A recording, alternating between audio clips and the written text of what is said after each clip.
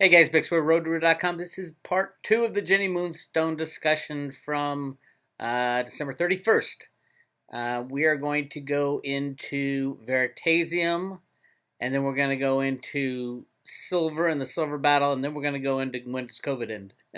Interesting. But Veritasium, everybody wants to know, is it Veritasium dead or is it not dead? I've been calling it a lottery ticket. Probably be worth zero. Probably be worth zero. But there's the chance that it's the lottery ticket, that it fulfills Cliff High's data of being 1-to-1 with Bitcoin. That's a big price, especially at $32,000 or whatever, and it's trading at $3 right now. Actually, $4. I don't know what it is right now. It's very volatile. It's very hard to buy. If you go buy some Veritasium right now, you're going to jack the price 10, 20, 30%. It's crazy. But so I asked her, and I took a different angle this time. I've talked to her about Reggie Middleton before. I'm going to talk to her about Jeffrey Tabak. Jeffrey Tabak, for you Road to Roota people, know he's the ex-CEO, co-CEO of Veritasium. Tabak comes from the computer trading floors of the 1980s. I think he works for the good guys back then. He works for the good guys now. He's got a foot in both worlds, as Jenny realized. Now, Jenny didn't know who this guy was, and I didn't tell her until later. I think the final conclusion is that Veritasium is not dead. It's still a hell of a big long shot, but it's not dead by any stretch of the imagination. And it might be cloaked a little, I think, whatever happens to it, if that's our destiny. If we want to keep these financial markets up and running, you're going to have to fix them. And you better come up with a way to fix them, and that's what Reggie did. So, again, the 98 million of the 100 million Veritasium tokens, 98 million are just frozen, sitting there in limbo between Reggie Middleton and the SEC. And no comment has been made about them. So, listen to the discussion, and you guys place your bets. Here's Jenny Moonstone. Let's move on. I got a few things. Well, since we're still on, I'm going to do something different. I'm going to hold up a picture of a guy, and then I'm going to ask you a couple questions about him, okay?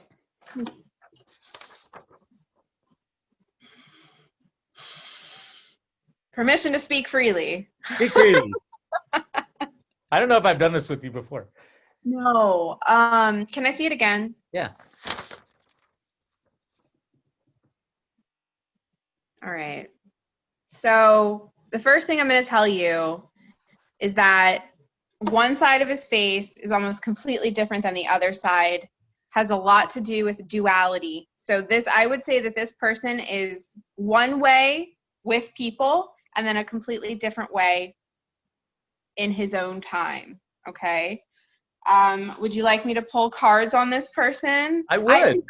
I don't know. I don't want to start, because if that guy is like someone you know or a friend or something. No. It's not someone I know. So, that's the way we're gonna do this. You tell me your take, and then I'll see how that fits into what I think's going on. Okay.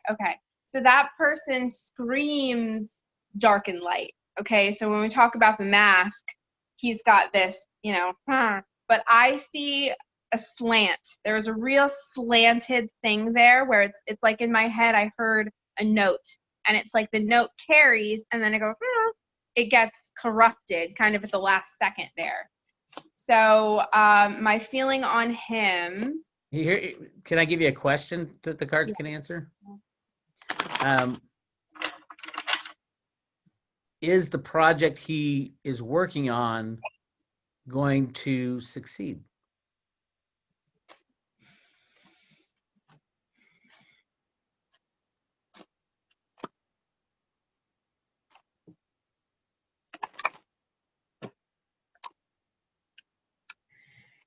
Okay, so a couple of issues here.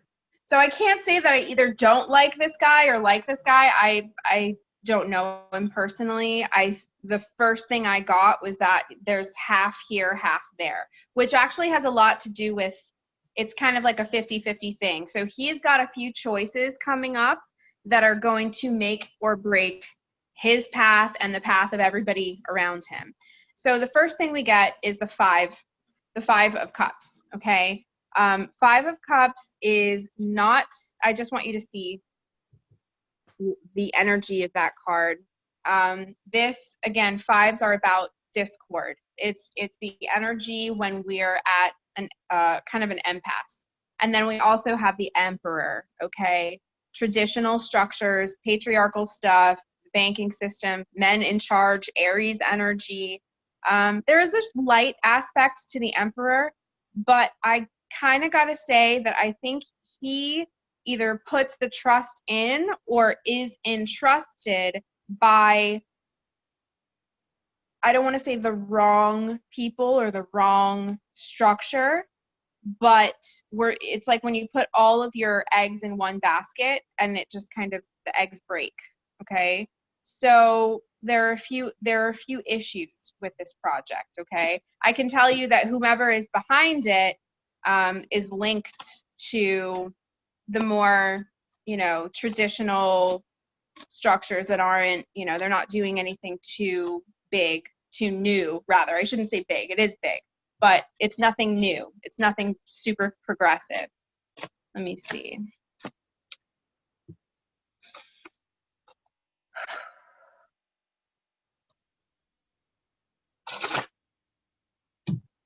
Ace of Swords. My gosh.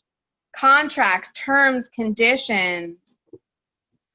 I think that there are some aspects of this project that really require some kind of restructuring, because as it stands right now, whatever is on the table, I think will fall apart due to lack of people getting in on it. There's no inspiration. Like, this does not inspire inspiration at all. There needs to be something tweaked a little bit. Terms, conditions, contracts, whether they be verbal. In this case, it's all written stuff. It's all written. I can't say that it's destined to be unsuccessful, but what I felt with him was that, you know how I said I heard a tone? It was like a tone, and it was carrying on quite well, but at the last second, it kind of like tapered off. So what that tells me is that nothing is actually set in stone just yet, and that a few terms and conditions need to be tweaked if he hopes to be successful. But I don't even know if I want him to be successful, because I don't know what's going on. You know what I do? Let's get one more. Knight of Swords. Two of Swords. Yeah, actually, I got to tell you, there are aspects of this project that have not even hit the ground yet. There's still a lot of things floating up in the air. They're working with a lot of, I think that they're actually waiting. January. It looks like January, February. The end of January, the beginning of February is when they take the next step with this. So tell me, Bix, what is it? Okay. For all you Road to Roota members out there, you might recognize him, probably not. His name is Jeffrey Tabak. I had talked to you a while back about Reggie Middleton and Veritasium. Yeah. The guy who the SEC destroyed his life. And you said, there's somebody else. Does he have a wife and she's working with him on this, or a partner or something? This is the guy that was working with him. They were co-CEOs. So they destroyed Reggie Middleton. He was the face of Veritasium. Veritasium is a cryptocurrency that was going to be able to go into like the gold and silver exchanges and the stock market and implement peer-to-peer transactions to take the bankers and the manipulators out. So this guy, Jeffrey Tabak, was one of the very first inventors of computer electronic trading back in the 1980s. And that's why Reggie Middleton brought him in. So you got the, one side's over here and one side's over here, because one side he's part of that banking cabal, and the other side, I think he's trying to fix one of the biggest problems in the world right now, which is these fraudulent markets. Mm-hmm. The question I had was about, is he going to be successful? We're getting to that point where we're looking at financial distress in the markets. Veritasium is a solution that the bankers do not want. Okay. That would take massive amount of contracts and basically the powers that be, the regulators, to tell the banksters, you have to implement this form of trading to make it clean and clear and honest again to fix the old system. But if you do that, they can continue with kind of the old stodgy system of the stock market and the bond market. So that's kind of where I am, and you pretty much called it exactly in my mind. Although I don't think a conclusion can be made from what you said. Can you hear me? I can hear you. I can still hear you. It's just, it gets fuzzy. That's all right. This side's working fine. Okay. So that term conditions thing, this is an ongoing situation right now. Okay. And when I mentioned with the 5 of Cups, because this is a cup card and it's about emotions, this is about trust, which is a dirty word, a super dirty word. I can only imagine there is no trust in that industry. This is about bottom line stuff, right? There is a real fight to tweak the conditions of this contract. But what we're working with here, it's about timing, and it's about waiting for new information to come in. And that's what this is. That's what the 2 of Swords is. And then the Knight of Swords is the information as it streams through. So this is not decided yet. And I talked about people putting their trust in the wrong people. He runs the risk of investing trust and delegating responsibilities. Not just him, but lots of people sort of, central to this. Certain people central to this run the risk of entrusting just the wrong people. But this is kind of open-ended, and there are, like, for lack of a better term, there are monsters, like, on all sides of this right now. This is just, you know what I mean? And I think that's that tone that I heard. Tones have a lot to do with the quantum field. They have a lot to do with what we perceive, right? And so there is something that is trying to drag that tone down and bring it down and keep it down. There's a lot of forces here that are attempting to keep this truth out of sight. They're like, no, keep the veil up, keep the veil up. We don't need to, we're not ready for that. We can't do that just yet. So my answer would be that this is open-ended. The most important thing here is that the way that it's written, do you know what I mean? Like the agreements amongst people as it stands right now, it's not going to work out. Everyone's going to it's going to fall apart. So I agree. I mean, and I mean, to change the basic structure of the criminality in our financial markets would take an event. For example, the crashing of the system, the crashing of a bank, the exposure of the criminality, that type of event for them to say, oh my God, what can we do? He's not going to do it if everything's running just fine, the stock market's just working fine. If it isn't, I guess that's my next question. If the stock market doesn't work out and ends up having a gigantic problem exposed, all the exchanges, will he be successful, at least to some level, implementing what he's trying to do right now? Sure. Let's see. Someone the other day was like, I was just like overhearing a conversation. He was talking about investing in like traditional stocks. And I think I might have like said like, ew. And, and I wouldn't really even know where to start in explaining anything. So I just say, hey, go on YouTube and look up Road to Roota. And I was like, start from the beginning. Just start from the beginning, and of course I get the look like, oh, okay, little girl, what are you gonna do? I get those looks all the time. Oh my gosh. They look at me and say, okay, little girl. Stop. That's the XRP trolls when they're in my chat room.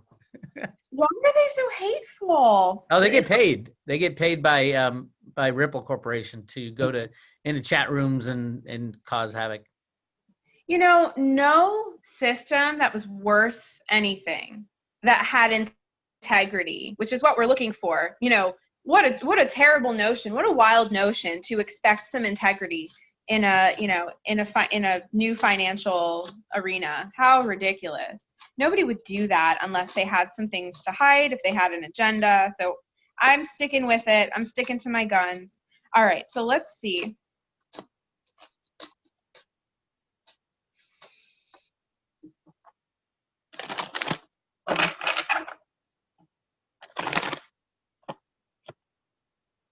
Oh yeah. So wow.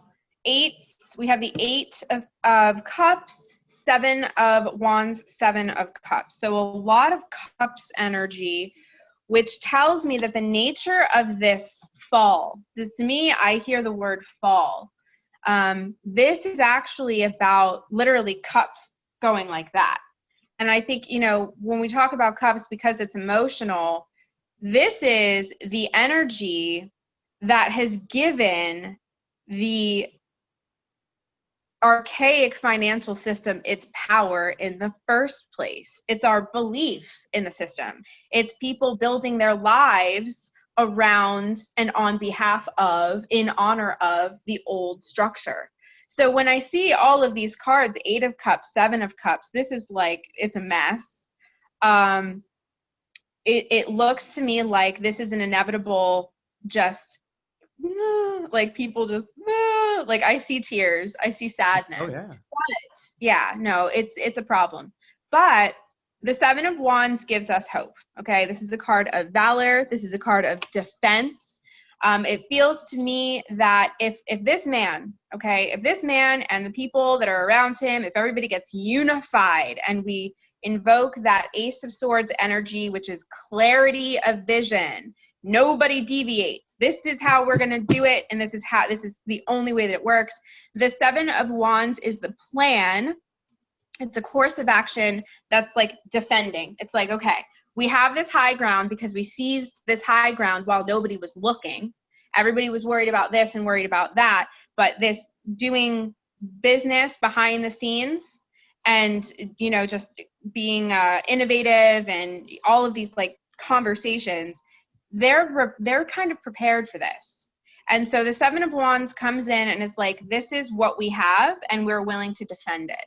And here, let me, you know, it's like when the world around you is falling apart, but you have some resources, what a good person or what a, you know, somebody of integrity, what they would do is find a way to kind of share that, implement that, at least show you how to be okay. Does that make sense? Yeah, it absolutely. I mean, and I you know, I sense that's the way it's going to go, and that the only way anything related to Veritasium could ever be implemented to change our exchanges and markets would be the total collapse of the old system and the recognition that this would be at least closer to truth and honesty than what we've ever seen in our markets for over 100 years.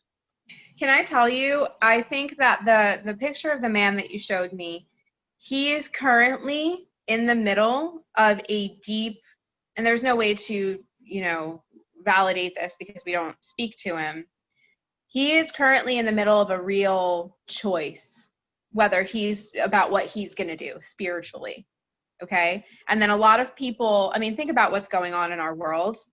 On a very personal level, he's got a choice to make. Do the right thing or don't, right? So everybody here is experiencing what looks like a psychological, emotional, and spiritual upheaval. But I like the Seven of Wands for this, because this isn't going to be given up. Even, you know, they're going to have to, you know, revise it, and then get clear. But this event is coming. This event is inevitable. This fall is inevitable. So it really just comes down to I think the word is contingencies. I don't know. I don't know if I'm using that word correctly. Sounds good to me. But there is some high ground behind the scenes that people don't know about. There is some kind of a structure or a template that is being worked on. But the thing is, the people working on it are also very personally and spiritually subject to forces that require choice. They have to choose. Oh, Do you know what I mean? Absolutely. You know how easy it would be to choose the dark side in that realm? Oh yeah.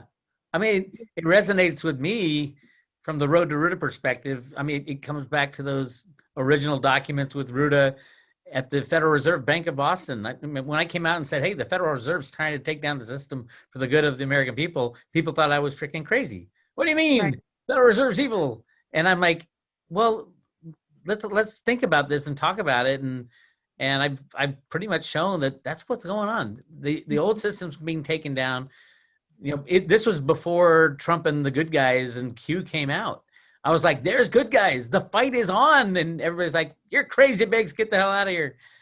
So this is the culmination. If we want to save any kind of financial system that at least a little bit is a little bit representative of what we had before, as far as buying and selling stocks and gold and silver markets and the U.S. dollar, whatever the new U.S. dollar is, we're going to have to invent a system that is different than what we have been using, because what we have been using is fraud and a control mechanism.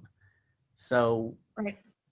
yeah, I think that's perfect from what you said, and I do see it. And as a matter of fact, your buddy Cliff High mentioned that Veritasium might be starting to be resurrected in the January time or February timeframe. You might start hearing murmurs about it. Sure. So the end of January, beginning of February, just here within the last few minutes of talking about this specifically, that glows to me. Okay. But sort of, you can't even say that anything right now is super separate. When we talk about the political stuff, the inauguration and then the money, it's all like this anyway. So clear as mud, right? Actually, no. Everybody and their mother has written off Veritasium. Is not a chance in the world the U.S. government would ever implement it. So it's clearly from the discussion, there are people working on it, and it's a battle between the dark and the light. So I would leave Veritasium in the lottery ticket category. Clearly, if they did implement it, it would be just the biggest home run ever in crypto history. And it would probably live up to Cliff High's expectations that Veritasium and Bitcoin would cross paths. So yeah, it's bigger than big, but the odds of that happening, everybody will tell you it's 0.0000001%. But with this discussion from Jenny, I'm thinking it's more like 10%, maybe 20% chance. I believe in the good guys. I have a good feeling that they're going to want to, even the bad guys are going to want to fix the old system, not replace it, not put anything on the blockchain that everybody can read. So it would have to be forced onto them. And how could the SEC and the DOJ force that onto these market traders with the collapse of the system? So Jenny seems to be thinking end of January, beginning of February, at least for Veritasium to start moving. I don't know if it would start moving before or after. Probably after the collapse, because nobody knows about it. So if you see a collapsing system in January, you might want to think about getting yourself some Veri. Again, if you go to buy Veritasium, you personally will be jumping the price 10, 20, 15, 100% if you spend enough money trying to get those tokens. So be careful. Yeah, so that's that. And then now we're moving on to silver. Again, a very positive glow about silver, and you're going to see something that Jenny got. It's just like the coolest thing you'll ever see. For a battle, literally a silver warrior like Jenny, this is the perfect accessory to her dress when she heads into. She is actually now going to Washington, D.C. on the 6th of January to fight for Trump. So she'll bring it with her. Check this out about silver. She's going to get it right now. You're going to love this. You're going to love this. This is 100% pure silver. Silver knuckles. Oh my God. Yes. Let's go to war, baby. Let's go to war. Oh my gosh. I love these. They feel so good. You had you have gone to DC on the 6th, you probably would have brought those with you. Oh, everything. I would have brought everything with me. And that's probably why the gods are saying, sit down. You cannot go. Do you know what I mean? You But I shall posted, not pass. I posted about these. Here, I have a concealed weapons permit. I'm allowed to have concealed weapons, and these are covered. But I posted about these with the hashtag Silver Knights and Silver Warriors because I'm thinking, duh. Like, it's just Okay, it's time to get our picture for the cover. like, Get your face closed like you usually do. Wow, that's awesome. love it. So exciting. No, I got those in the mail from a client, and I didn't stop smiling for like 5 hours. Just so excited. That is really cool. I thought you'd like that. All right. It's probably the second coolest silver implement ever when my real silver dagger gets made. He showed me what he's doing. It's about twice the size of this, but it's got a Road to Roota coin right at the end of it on the handle. Oh my gosh. It's going to be so cool. I can't wait for you to get out to the desert again. Oh, I know. We're actually going again. Not to live yet, but to scout out places. We're going with my buddy Will and his family. And today, I think I'm sending my deposit on the RV. I know, and it's a cool RV. It's a new one. It's a Winnebago, so I feel like a really old man now. Although their new version, it's a 4-wheel drive off-road RV that you can do boondocking. So it's got solar panels, and you can just go into the wilderness, hunt for gold, silver, and artifacts all you want. It's really cool. That's amazing. That's so you. Perfect. I know it is. It absolutely is. So one of my questions on my list was, what do you think about my silver dagger that I'm having made? I mean, we kind of already talked about it. No, I mean, I think it's so funny because, I've got my silver knuckles. The whole notion of weapons, of combat forged, of silver, such a psychic metal, such a powerful metal with so many, implications, powerful properties, I think is kind of just the next step. I mean, we've talked about, the Space Force now, they're calling all of their personnel guardians. And I don't know if you've seen their, the logo is out, but now it's like something is 3 words, but one of the words is heritage. And I'm like, the Space Force is only supposed to be a year old. Are you telling me that they already have a heritage?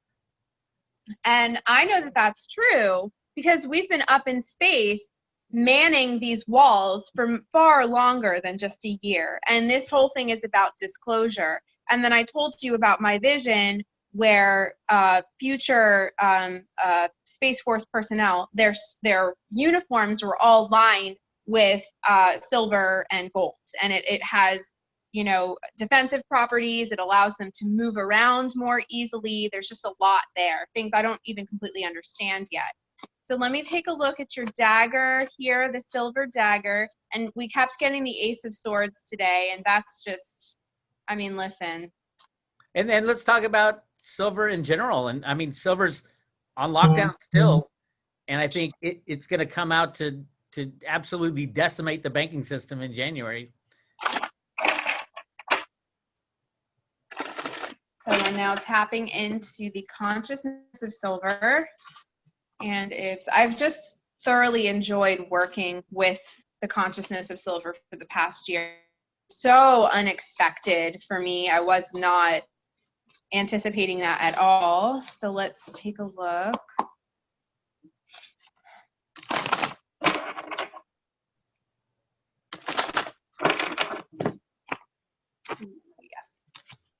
Okay, yes. So we have the 5 of Wands. This is going to be Saturn in Leo. So Saturn being the Time Lord, having everything to do with the karmic forces of law and order and everything that we've been subject to here, the rules, this and that. These 2 things, all right, so we've got the 5 of Wands and the 8 of Pentacles. So this is fire and this is earth. Silver, as you know, has been subject to all manipulation and oppression for the longest time. But and we've talked about this before, but because silver is of the earth and has more of an infinite, limitless, its consciousness is derived from the planet, which it's not finite like fiat money, like the Federal Reserve. You know what I mean? Like, how ridiculous to even put those two things next to each other. But to tell a story here, because we have the 5, the 8, and the 4. And so, just between the elements and the numbers here, the 5 is hardship. The 8 of Pentacles is going to be a period of time of restructuring. And it looks like where things are put back in their place. It's like, you go there and you do that. You go there and you do that. And we'll wait here, right? And then after this period, what looks like, something with the 8, it could be 8 weeks, it could be 8 months. The 4 of Wands comes. Now, the 4 of Wands is a real coming home energy. This is what happens, and I love that we've got the contrast of the 5. We start with the 5 now, and it moves into the 4. And the 4 is when things are finally, they're reconciled. We're looking at a massive reconciliation of the consciousness of silver. It's been displaced. It's been, put in the corner. All of this nasty stuff. But the nature of silver appears to be that of getting people together. It's Venus in Aries, which is a far cry from Saturn and Leo. Okay. So, I want to take a look at what this 5 is about, just because that's a nasty energy. And that probably has a lot to do with the fact that people were killed. Like, a lot of people died. Like, there's been a lot of bloodshed as a result of this. These are not small potatoes. This is a really big deal here.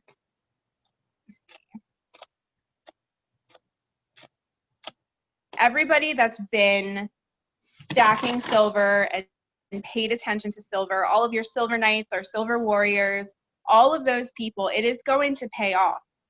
When they hide it, literally hide it, either in the earth or in their homes or in this safe or that safe or this establishment or that one, it's going to it's almost like I see it growing behind closed doors. It's kind of like, I think of Elf on a Shelf or the Tooth Fairy, where you put something away and the kids are like, okay, now magic is happening. Silver, all the hidden silver is doing things while nobody's looking. Do you know what I mean? It has this magical effect while we're not even paying attention to it, because we're so busy fighting these battles. We're so busy. People are bending over backwards to pay their rent. They don't realize, they're silver. Do you know what I mean? Forget the dollars. Let me see here. Yeah, a double 5. Yo, wow. So lots of conflict. 5 of Swords, 5 of Wands. This is pretty nasty stuff. Now we have the Eon. This is traditionally the Judgment card in other decks, but this is Aleister Crowley's deck, so he had his very own vision. And before anybody freaks out, I'm not a huge fan of Aleister Crowley. I just use the deck because it's beautiful and there's a lot of thought put into it. But what I can tell you about this, with the Judgment card, the Eon, this is an age. We are now in the age of Aquarius, okay? The age has completely changed. I'm so sorry. Right. I'm in the middle of a chat, a group chat. Everybody's gonna die in just a second. Hold on. I'm gonna just mute this really quick. I'm so sorry. Okay, there. Go away. Nobody cares. Okay. There we go. Wait. Come back. Wait, where are you? Bix, I can't see you. I just have a big J where your face is supposed to be right now. Okay, back to meeting. There. Okay, we're back. So sorry about that.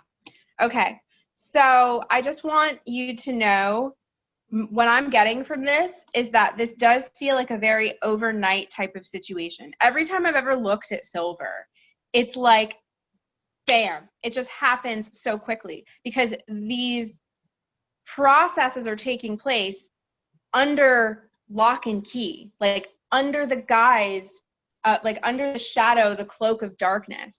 So where there is darkness, it's like silver is reflective, right? Silver is an incredibly reflective surface. It's the most reflective of all the metals. So what I think silver is waiting for is this light, okay? There needs to be this light. And the age of Aquarius is the star 17, the QAnon card, right? This is the miracle. This is some kind of, what's the word I'm looking for? It's the influence of something supernatural. Now, I think we only call it supernatural because we don't understand how it works. It's not supernatural. It's totally natural. Mm-hmm. We just think, you know, it's got to be this big miraculous thing, when really this is just a part of our nature here. So, you know, silver is facing its time. It's about that time. It's the age now, all things revealed. And to me, it feels like with the Four of Wands after the Eight of Pentacles, it is this period of reconciliation. Okay, silver's whole goal is to reconcile what was taken, what was lost. And can I say, I feel like, because all this violence over here with the fives, I told you earlier, the fives are nasty. Mm-hmm. I feel like silver's consciousness is kind of like, it's rallying on behalf of all the blood that was lost in its honor to bring it back, to bring it out. And it might be strange for people to think, how can a metal feel? And it's not that the metal feels, it's that the essence, the consciousness of silver, like the consciousness of gold, is in alliance with humanity, because humanity is part of the planet.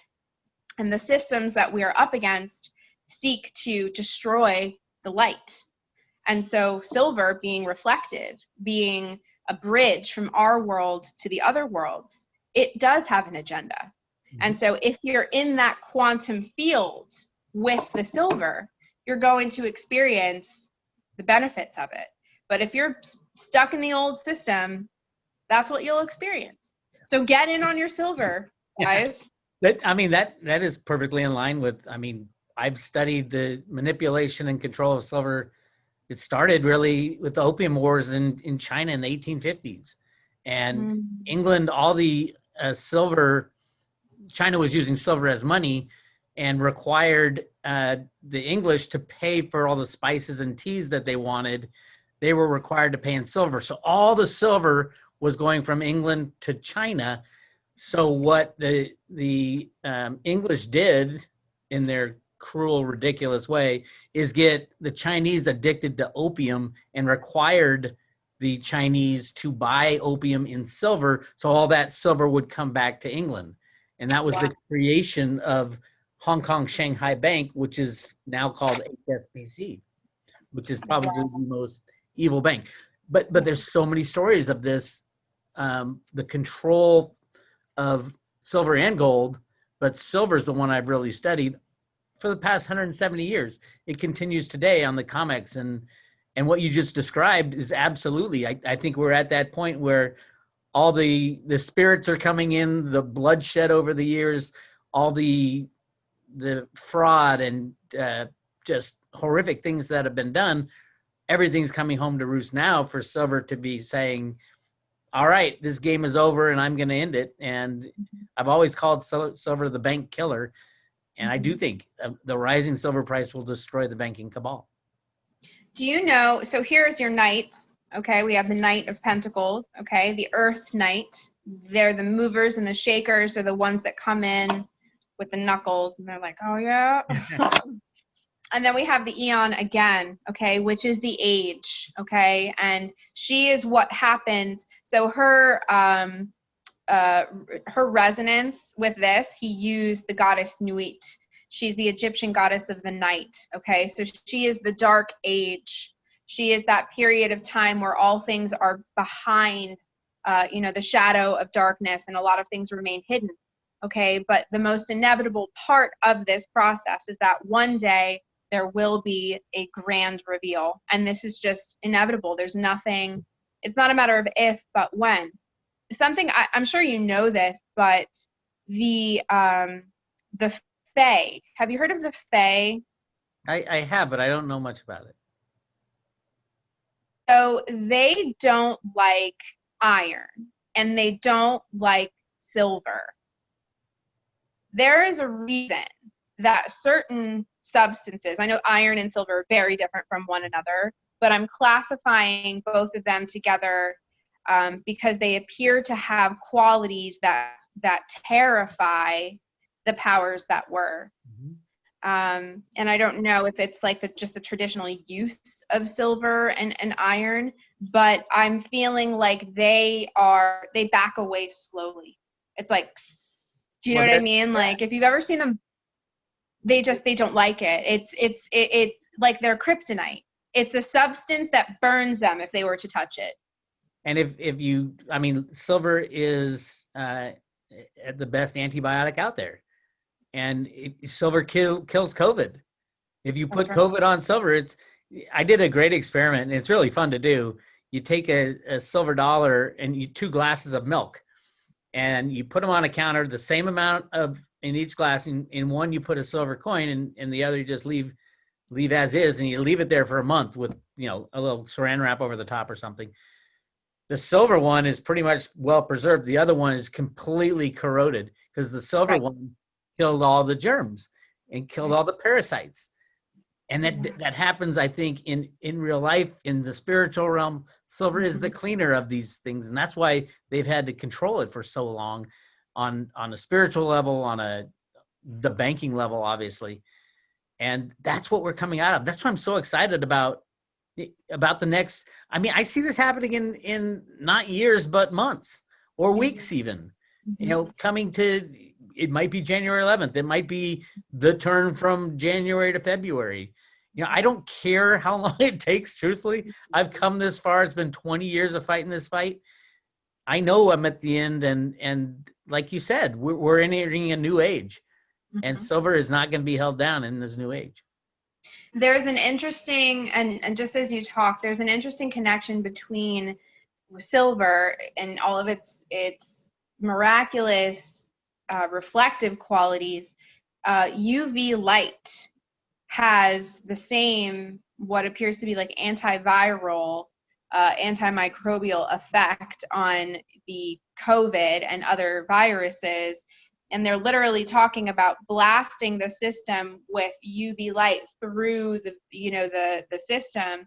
And I wonder if there is something about silver in tandem with UV light that could be mass produced. It's an essence that we could encapsulate and then apply it in various applications. I don't know exactly, but there's something there. Trump knows about it. Trump knows so much more. So I feel you. I hear you with the frustrations where it's like, can't you just tell them what you know? Like, stop making us wait. But I do understand that this is such a personal journey for people. They have to come into that on their own. You can't let people, you can't do the work for people, right? But let's get something for on your dagger here, as I know you've got plans for it. To me, and you taught me this, it's another thing, an instrument that I give the power to. It's like my walking stick, which is right here, always close by at all times. Jeez. How good. He's getting better and better looking every day. I got all kinds of stuff dangling from it now. Just wait till I end up, living out there in Sedona. I'll have this thing full. I'll be trying to carry it around. It's gotten too heavy. There's too much stuff on it. That would ruin somebody's day, man. You could just melt somebody's face with that thing. Oh my God, I can't put it down there. Hold on. It's like it likes to be on camera, Vic. It does. I used to have it in the wall next to my bed, along with my silver dagger. And but yeah, that to me, it makes sense that objects don't necessarily come with embedded powers. You are the one who places the energy and the power and allows that to happen into them. And it's really true. You can give these things power. And Well, look, this comes up for you. This is Taurus and Capricorn. Every time I talk to either you, JC, or Snippy, you guys always get the 3 of Pentacles, okay? And this is about the collaborative efforts of 3 people, and in your case, it's 3 males, and the work that you guys do out in the desert, okay? So between the dagger, the staff, between anything else you've got, you know, contracted getting made, whether it be knuckles or, you know, another knife or a wand or something to that effect, all of these are instruments that you are going to apply probably to do some kind of spiritual bridging. Do you know what I mean? And it's for you, it's personal, you know, but I know that everything that you do, it is about the greater good. Oh, by the way, it's a pyramid. Take a look at that. I know. 3 points of the pyramid. Absolutely. So that's you. That's about you gaining access. It's like you're the only one because you've got the password. The password is your voice, it's your tone, and it's your instrument that you have anointed. You've given it the power, and you're a creator. We're all creators, and it's like the best kept secret that's our capability. That's awesome. Yeah. Okay, I want to. Can we move on now? Yeah. Actually, let's sign off to the public. I've got some personal readings to do. Okay. I want to thank everybody again. Oh my God. Join Jenny's, get a reading from Jenny, go to her website that doesn't work and get a reading from jennymoonstone.com. It'll be fixed one day.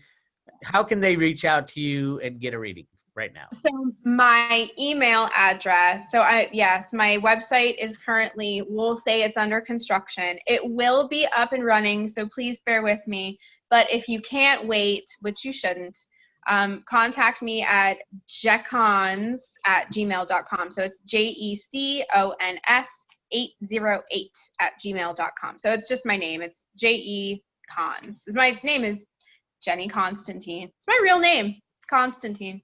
Breaking news. I already knew that. It's not Moonstone. Awesome. So thank you, Jenny. Great stuff as usual. And then we'll be talking to you in the new year. It's going to be crazy. So hang on tight. Thank you, guys. We'll talk to you later. Amazing stuff. Thank you, Jenny. Definitely book a reading. She gave you her email address, JenCons, JENCONS 8088@gmail.com. Just go to her website. I think she's got it up and running now. But I do want to play a little snippet at the end because after I talked to her for a while, there's one more thing I want to talk to her about, and that was, when will COVID end? When will it be over? So here's Jenny Moonstone's take on when it will all be over. So thank you so much. We've got a lot of great stuff. Well, do you want to? You said you wanted to look at COVID. Yeah. Does it go away? I mean, for me, it's like, oh God, will we be able to go outside and go to a soccer game again? Sure. Let's see. Well, you're out there in California, so we're last. You guys have your own fight coming up.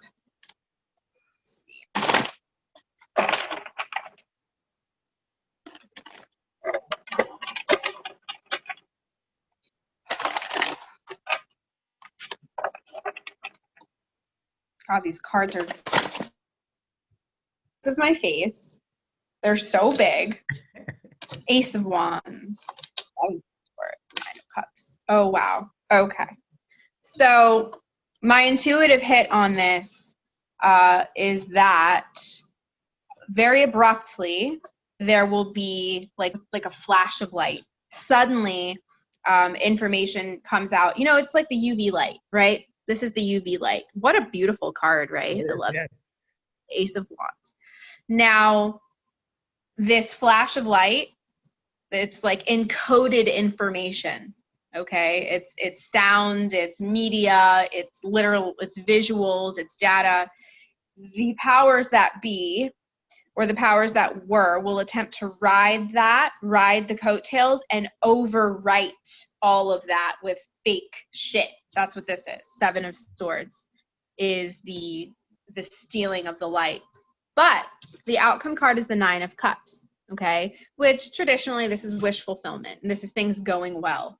So they're probably going to attempt in January, like right now, oh, there's a second wave. Oh, there's a new strain. Oh, there's, They're already doing it, yeah.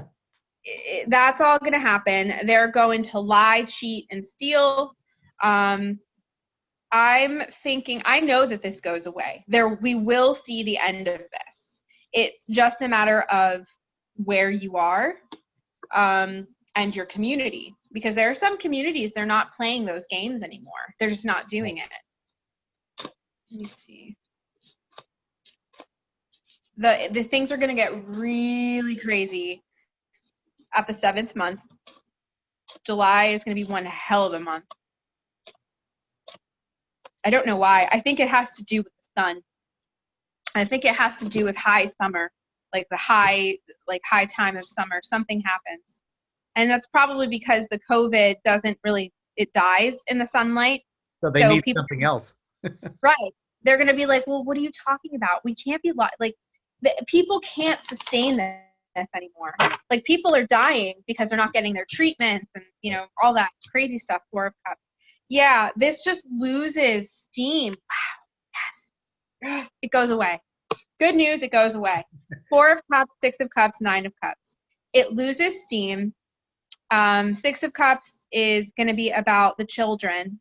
And to me, what this looks like is like the young people, their voices are loud, really loud. June and July, that's my prediction. That's what I say is by June and July, we turn this around. And it's kind of like we go back before 2020. Before this happens, like 2020 was just a bad. Nice. Burn your mask day is going to be the next holiday.